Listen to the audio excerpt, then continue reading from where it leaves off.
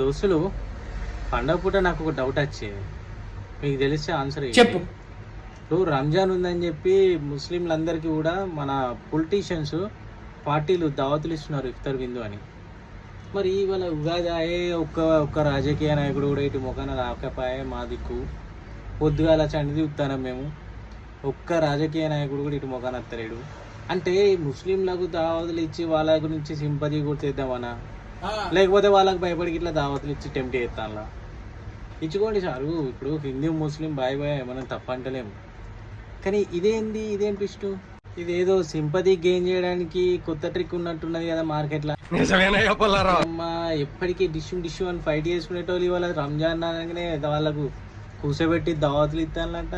కథ కార్ఖానా. ఇటు ముఖాన వచ్చే నాయకుడు లేడు, ఇటు హిందువులను దిగేటోళ్ళు లేడు.